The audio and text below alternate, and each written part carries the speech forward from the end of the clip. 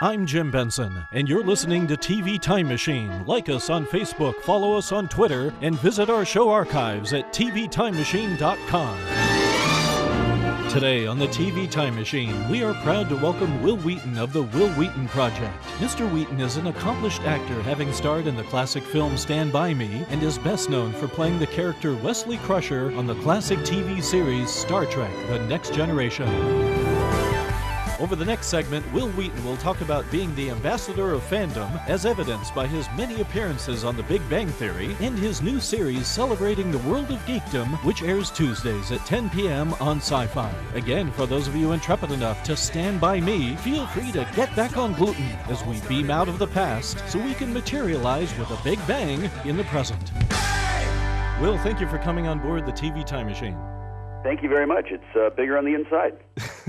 Now, you're the host of the Wil Wheaton Project, which airs Tuesdays at 10 p.m. only on Sci-Fi.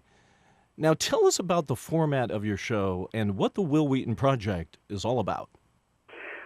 This is a quick half-hour comedy show where I look at a lot of the events that have happened in the last week in the world of sci-fi, fantasy, and horror. It's all of the genre entertainment that I love, that a lot of us inside and on the fringes of geek culture love. And I'm setting up clips and telling jokes about them, and occasionally getting a little bit deeper into certain things, and then quickly getting out of your way so that you can go back to playing video games. Now, you mentioned getting deeper. Now, specifically, who is your show targeting? Is it targeting the casual geek or the quintessential comprehensive geek? We've worked very hard to put enough into the show that both of the people you've described will be able to enjoy it. Now, in your first episode, you said geeks finally have a show. How have you tailored your show for them, and what's the feedback you've received so far? Well, being a nerd is not about what you love. It's about the way that you love it. So there are people who can be nerds for, someone can be a nerd for Star Wars, the way another person is a nerd for NASCAR. I'm a nerd for Game of Thrones, the way somebody else might be a nerd for The Hobbit. So it's more about the way that we kind of obsessively love every little piece of whatever it is we're choosing to love, and then we're sharing it with people with that same level of enthusiasm and occasionally, when something is ridiculous, incredulity. At its heart, it is intended. It's a comedy show, right? So we don't get too serious about things, and we are working to be just as funny as we can be in the time that we have. Now, of course, you're closely associated with fandom. What's the biggest change you've seen in sci-fi and fandom over the past 25 years? We're no longer in the shadows.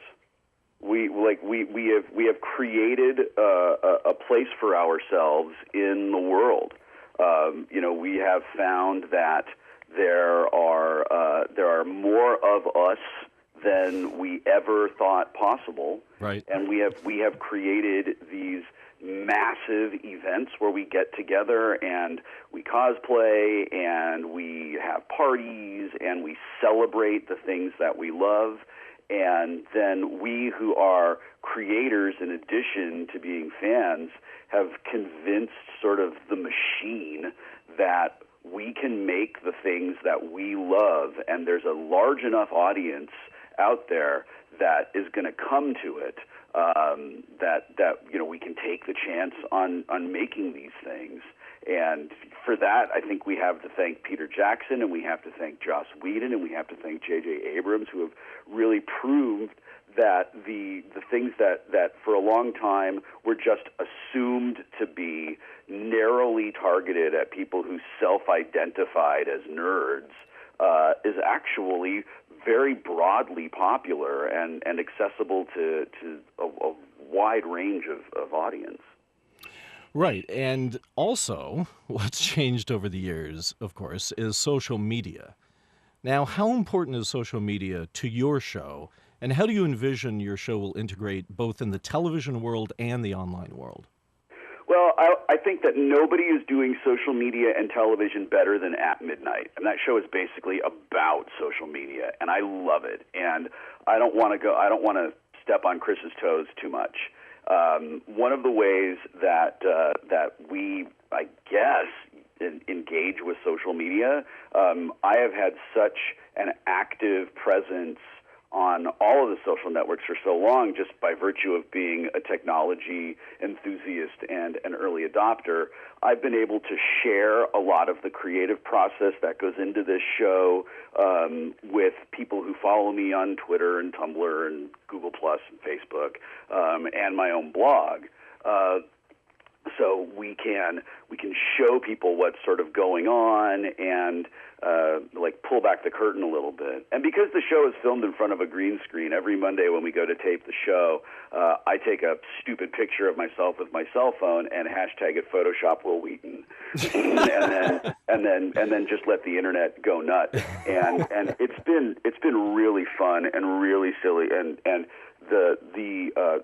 the amount of creativity that I see from people is so incredible that I actually started a Tumblr called PhotoshopWilWheaton.tumblr.com. Wow. For people to submit their Photoshops of the different ways that the different things that they put me into. And what I try to do is just come up with an expression that is almost like an offer or an endowment in improv, so that it inspires people to go, oh, I'm going to take that expression and put it into this environment.